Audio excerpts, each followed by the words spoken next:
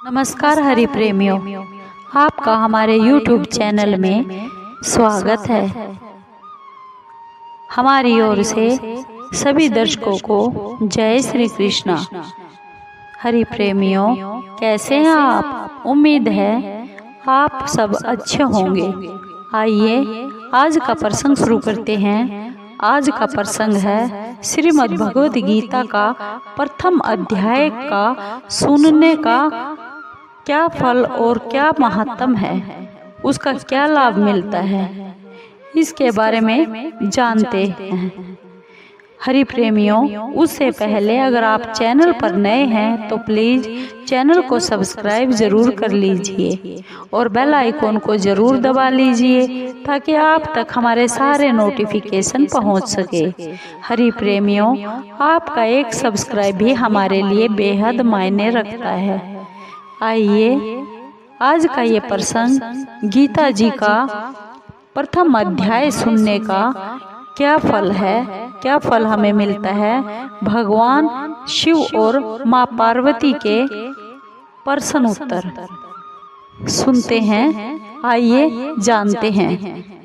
हरि प्रेमियों, श्री गीता जी सभी उपनिषदों का सार है और महाभारत युद्ध के समय जब रणभूमि में भगवान श्री कृष्ण ने अर्जुन को गीता जी का जो ज्ञान दिया था वही ज्ञान है। गीता में बहुत सी बातें ऐसी हैं जो मनुष्य को जीवन की हर कठिनाइयों को आसान बनाती है। और इतना ही नहीं, गीता जी पढ़ने पर मनुष्य को बहुत सी नई नई जानकारियाँ भी मिलती है। और साथ ही हर अध्याय के नियमित पाठ करने से जो फल मिलता है, जो महत्व है, जो हमें लाभ मिलता है, वह भी दिया गया है। भगवान शिव ने माँ पार्वती को गीता जी के पहले अध्याय का पाठ का जो महत्व बताया है वही आपके लिए हम बताते हैं समझाकर।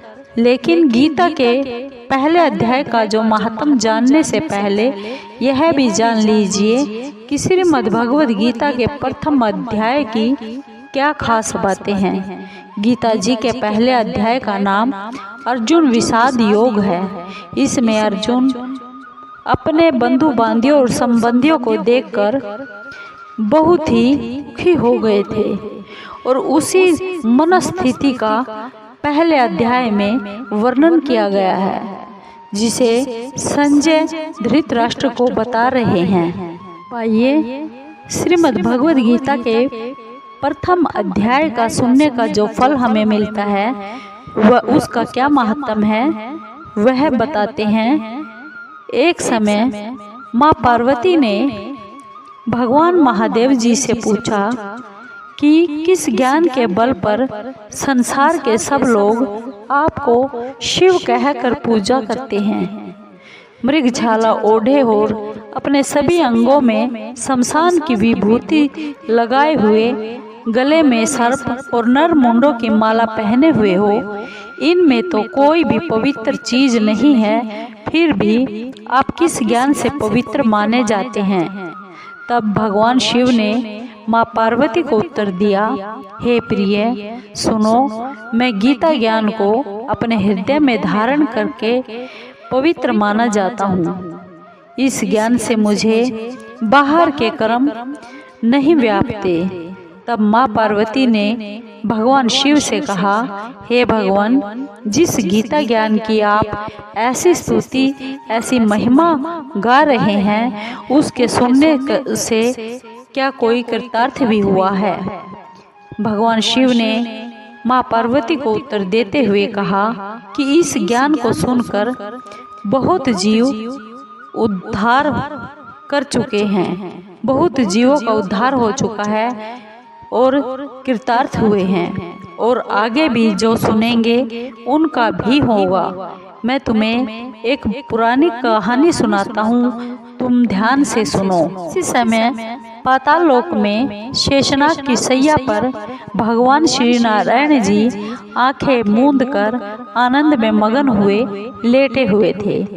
उस वक्त भगवान के श्री चरण दबाते हुए माँ लक्ष्मी ने प्रभु से पूछा, हे प्रभु, निद्रा और आलस्य तो उन पुरुषों को तंग करता है जो जीव तामसी होते हैं, फिर आप तो तीनों गुणों से अतीत हो।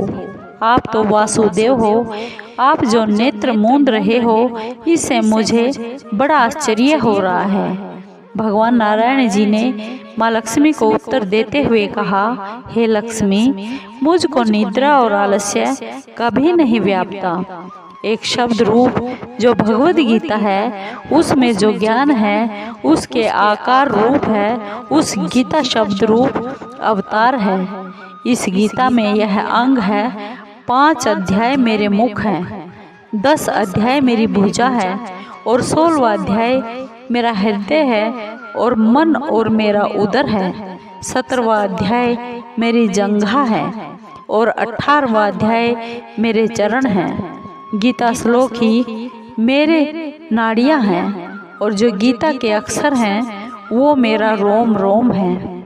ऐसा मेरा शब्द रूपी जो गीता ज्ञान है, उसी के अर्थ में मैं हृदय से विचार करता रहता हूँ और आंखें बंद किए रहता हूँ और बहुत ही आनंद में रहता हूँ। माँ लक्ष्मी भगवान विष्णु से बोली, हे नारायण, जब श्री गीता जी का इतना ज्ञान है, इतना महात्म है, तो उसको सुनकर कोई भी जीव कृतार्थ भी हुआ है, मुझसे वह बताओ।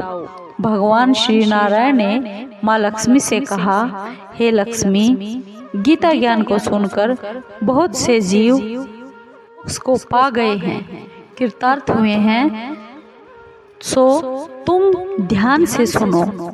एक बार की बात है, एक आदमी था जो चांडालों जैसा कर्म करता था और तेल नमक का व्यापार करता था। उसने एक बार बकरी पाली। एक दिन वह बकरी को चराने के लिए वन में गया और पेड़ों से पत्ते तोड़ने लगा। वहां उसे एक सांप ने डस लिया, जिससे वह तुरंत मर गया और मरने के बाद उसने बहुत से नरक भोगे और फिर उसका जन्म एक बैल के रूप में हो गया। उस बैल को एक भिक्षुक ने मोल ले लिया। वह भिक्षुक उस बैल पर चढ़कर सारे दिन मांगता फिरता। जो कुछ भिक्षा में लेकर आता वह उसे अपने परिवार के साथ मिलकर खाता। वो बैल सारी रात दरवाजे पर पड़ा रहता। उसके खाने पीने का कोई भी वह ख्याल नहीं रखता था और सुबह होते ही बैल पर चढ़ता, फिर मांगने के लिए निकल पड़ता। जब बहुत दिन हो गए तो वह बैल भूख से गिर गया, लेकिन उसके प्राण नहीं निकले। वह तड़प रहा था भूख के मारे। नगर के लोगों ने जब यह देखा कि उस बैल को कोई तीर्थ का फल दे दे तो कोई व्रत का फल दे, तब भी उस बैल के प्राण नहीं छूटे। एक दिन एक वेश्या आई। उसने लोगों से पूछा, यह कैसी भीड़ हुई है? तो उन्होंने कहा कि इस बैल के प्राण नहीं निकलते।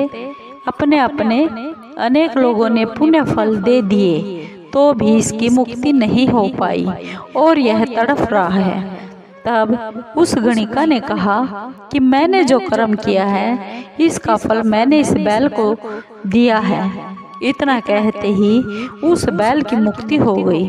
तब बैल ने एक ब्राह्मण के घर में जन्म लिया। पिता ने उसका नाम सुशर्मा रखा। उसके पिता ने उस अपने बच्चे को बहुत पढ़ाया लिखाया। उसको अपने पिछले जन्म की याद थी।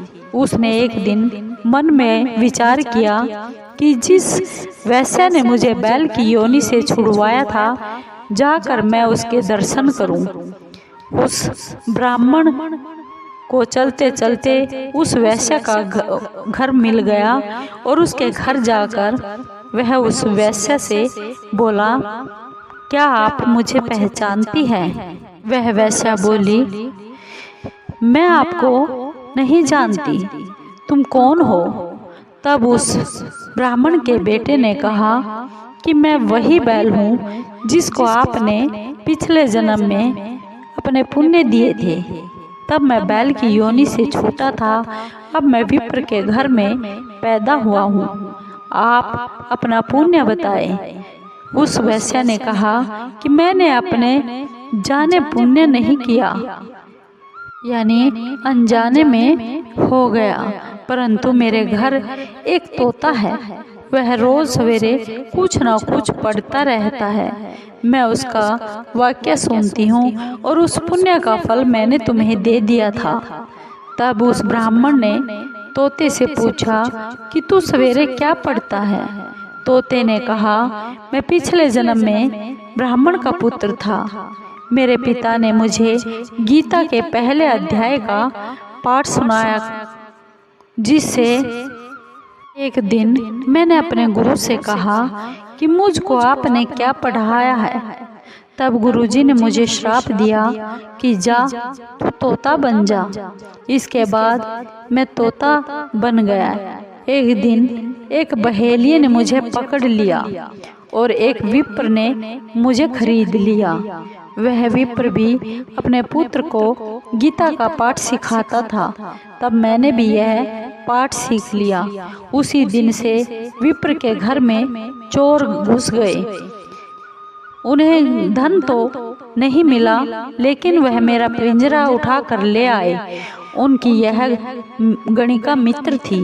वह मुझे इस गणिका के पास ले आए। इसलिए मैं नित्य प्रातः गीता जी के पहले अध्याय का पाठ करता हूँ, जिसे यह वैश्या सुनती है, पर इस वैश्या को समझ में नहीं आती। जो मैं पढ़ता हूँ वही इस वैश्या ने मेरे निमित्त दिया था। वह भी नहीं जानती इसके बारे में। वह श्री गीता जी के पहले अध्याय का फल था। तब ब्राह्मण ने कहा कि हे तोते, तू भी ब्राह्मण है, मेरे आशीर्वाद से तेरा कल्याण हो। सो हे लक्ष्मी।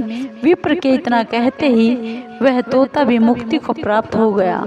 तब वह वैश्या ने बुरे कर्म छोड़ भले कर्म ग्रहण कर लिए और नित्य स्नान करके सुबह सुबह श्री गीता जी के प्रथम अध्याय का पाठ करना शुरू कर दिया, जिससे उस वैश्या की भी मुक्ति हो गई, वह भी मोक्ष को प्राप्त हो गई। ऐसा है श्री गीता जी के प्रथम अध्याय के पाठ का शून्य मात्र का फल।